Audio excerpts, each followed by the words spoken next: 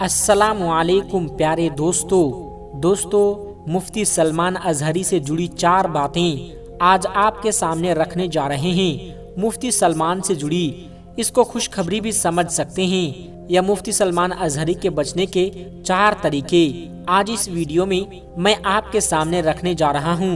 तो दोस्तों, मुफ्ती साहब इस समय भारी मुसीबत में हैं, इम्तिहान की घड़ी में हैं। उनके ऊपर पासा एक्ट लगा दिया गया है जो किसी भी इंसान के लिए फांसी का काम करता है। तो इस पासा एक्ट के जाल से मुफ्ती साहब कैसे बच सकते हैं? दोस्तों, 4 जानकारी हैं और ऐसी जानकारी जो यकीनन उनके चाहने वालों में जोश भर देगी और आशा की किरण दिखा देगी। मैं आपके सामने रखने जा रहा हूँ एक एक करके। दोस्तों, तो आपसे रिक्वेस्ट करूंगा कि अभी तक चैनल को सब्सक्राइब नहीं किया तो अभी चैनल को सब्सक्राइब कर लें और मुफ्ती सलमान अजहरी के हक में आप दुआ करें। दोस्तों, जैसा कि आप लोगों को मालूम है कि मुफ्ती सलमान अजहरी साहब को मोडासा के अंदर बेल मिलने के बाद जूनागढ़ में उनके ऊपर पासा एक्ट लगा दिया गया। उसके बाद वो जेल से बाहर आते उससे पहले उनको फिर से गिरफ्तार कर लिया गया और वडोदरा की जेल में उनको रेफर कर दिया गया, यानी जेल में डाल दिया गया। अब मुफ्ती साहब उसमें कैसे बच सकते हैं या मुफ्ती साहब को कितने दिनों की उसमें सजा हुई है?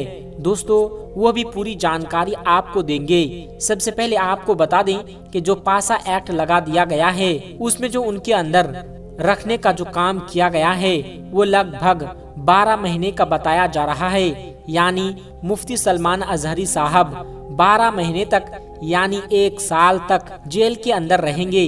लेकिन इस दौरान दोस्तों 4 ऐसे तरीके भी हैं जिनसे मुफ्ती सलमान अजहरी साहब 12 महीने से पहले भी छूट सकते हैं। तो वो कौन कौन से 4 तरीके हैं? दोस्तों, चलिए स्टार्ट करते हैं और आपको वो 4 तरीके बताते हैं। सबसे पहला तरीका पासा एक्ट, जो कि गौ तस्कर, गौ माफिया, जमीन का जो धंधा करता है, समाज में जो विघ्न पैदा करता है, उनके ऊपर या बहुत बड़ा आदमी जो होता है उसके ऊपर पासा एक्ट लगता है।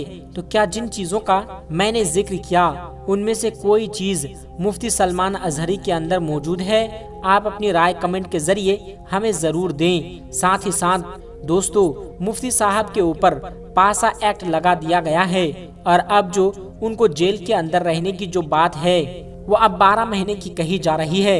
लेकिन 12 महीने से पहले इन 4 कारणों से, इन 4 तरीकों से वो पहले भी बाहर आ सकते हैं। कौन कौन तरीका है? नंबर 1, जिसके ऊपर पासा एक्ट लगता है 12 दिन के अंदर अगर वहाँ या उनके अगर जिस अफसर ने पासा का एक्ट लगाया है उसके पास अगर आप मर्सी पिटीशन दायर करते हैं या मर्सी का अर्जी दायर करते हैं, वहां आप जाते हैं और ये कहते हैं कि मेरे ऊपर ये पासा का एक्ट लगा दिया गया है, ये गलत लगा है, या उस पर आप पुनर्विचार करें और उस अफसर ने अगर पुनर्विचार किया तो उनके पास ये अथॉरिटी है, पासा एक्ट को रिमूव कर सकते हैं, आपसे हटा सकते हैं। तो इस सूरत में भी रिहाई मिल जाती है पासा एक्ट लगने के बाद भी। नंबर 2, जब पासा एक्ट लगा हो उससे 45 दिन के अंदर एक पिटीशन दायर करने की, अर्जी दायर करने की एक जगह होती है जो कि पासा एक्ट के मामले में एक समिति बना दिया गया है गुजरात के अंदर। और उस समिति में जब से आपके ऊपर पासा लगा हो उससे 45 दिन के अंदर आप वहां पर जाकर आपको अर्जी देना होता है और अर्जी लगाने के बाद वहां पर सुनवाई होगी और अगर वहां पर आपकी अर्जी कबूल हो जाती है, आपकी बात से वो कन्विंस हो जाते हैं, तो उनके पास भी अथॉरिटी है कि वो पासा एक्ट को वहां पर रिमूव कर सकते हैं, पासा एक्ट को आपके ऊपर से हटा सकते हैं। तो इस सूरत में भी आपकी रिहाई हो जाती है। लेकिन दोस्तों, अभी तक का जो ट्रैक रिकॉर्ड देखा जा रहा है गुजरात का, और गुजरात में ऐसा नहीं कि मुफ्ती साहब पहले आदमी हैं जिनके ऊपर पासा एक्ट लगा है, बल्कि ऐसे लोगों की भरमार मिल जाएगी आपको गुजरात के अंदर जिनके ऊपर पासा एक्ट लगाया गया हो और उन लोगों ने भी अपनी याचिका का पासा एक्ट लगाने वाले अफसर के पास दायर किया था और समिति में भी किया था। लेकिन जो छूटने की तादाद है वो बहुत कम बताई जा रही है, यानी छूटने का रिकॉर्ड बहुत कम है, ज्यादातर को वहाँ से कोई रियायत नहीं मिली। तो हम मुफ्ती साहब के बारे में भी समझ लेते हैं। पहली और दूसरी जगह से हो सकता है उनको रिहा ना मिले, तो ऐसी सूरत में तीसरा जरिया है जहां से आपको राहत मिल सकती है, वो है होम मिनिस्ट्री, गृह विभाग। होम मिनिस्ट्री में आप लगाते हैं, वहां से अगर होम विभाग अगर आपके इस मामले पर अनुष्ठान लेता है और अगर वो चाहे तो आपके ऊपर से पासा एक्ट को हटा सकता है।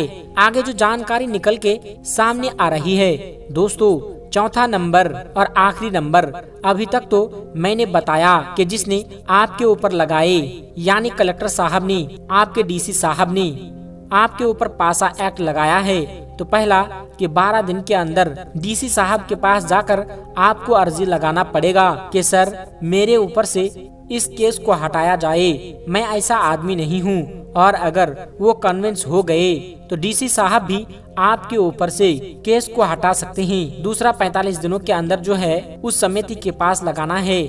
अगर वो भी आपकी बातों से सहमत हो गई तो उनके पास भी ये ऑप्शन खुला रहता है कि वह आपके ऊपर से पासा एक्ट हटा देती है। गृह मंत्रालय होम मिनिस्ट्री में आपके ऊपर से पासा एक्ट हटा सकती है। और चौथा और आखिरी नंबर जहां से सबको उम्मीद होती है वो है हाई कोर्ट। अगर पिछली 3 जगह से आपको रियायत नहीं मिली, आपको जमानत नहीं मिले, तो फिर चौथे नंबर में आपको हाई कोर्ट जाना पड़ेगा। लेकिन दोस्तों हाई कोर्ट तो जाएंगे, लेकिन वहाँ ये मसला है कि ऐसा नहीं है कि आप चले गए और फौरन आपके ऊपर सुनवाई शुरू हो जाती है, बल्कि वहाँ जाने के बाद ऐसा होता है कि वहाँ जब गए उसके बाद स्पीड सुनवाई नहीं होती, बल्कि आपसे पहले जितने लोगों की अर्जी है पहले उनकी सुनवाई होती है और उनके बाद आपका नंबर आता है। तो दोस्तों अभी जो जितने गुजरात में पासा के केस पेंडिंग हैं, गुजरात हाई कोर्ट में एक्सपर्ट बताते हैं 5-5 और 6-6 महीने तक तो मुफ्ती सलमान अजहरी का नंबर आते आते लग जाएगा। ऐसे में मुफ्ती सलमान अजहरी साहब को इस अवधि पर जेल के अंदर रहना पड़ेगा। लेकिन दोस्तों अगर सुनवाई हो सकती है तो 6 महीने में भी मुफ्ती सलमान अजहरी साहब को बेल मिल सकती है, और अगर बेल नहीं मिली तो मुफ्ती साहब को 1 साल तक जेल के अंदर रहना पड़ सकता है। तो 12 दिन में भी वो छूट सकते हैं, या 45 दिन के अंदर भी कुछ खुशखबरी आ सकती है, या होम मिनिस्ट्री में अगर अर्जी दाखिल की जाए तो वहाँ से भी खुशखबरी मिल सकती है। ऐसा नहीं कि पासा लग जाने से आपके ऊपर सारे दरवाजे बंद हो जाते हैं, बल्कि उसके बाद भी कुछ और दरवाजे होते हैं दोस्तों, जिसका जिक्र कुछ आगे करेंगे। लेकिन फिलहाल ये जानकारी अभी सामने आई है, सर्च करने के बाद वो मैंने आप तक पहुंचाई ताकि आपके दिल को सुकून मिले और आप मुफ्ती साहब के लिए ज्यादा से ज्यादा दुआ करें ताकि इधर ही उनका मामला सिमट जाए और वो जेल से बाहर आ जाएं। फिलहाल आज की इस वीडियो में बस इतना ही। मिलते हैं एक फिर नई वीडियो के साथ। अस्सलामु अलैकुम वरहमतुल्लाहि वबरकातुहू।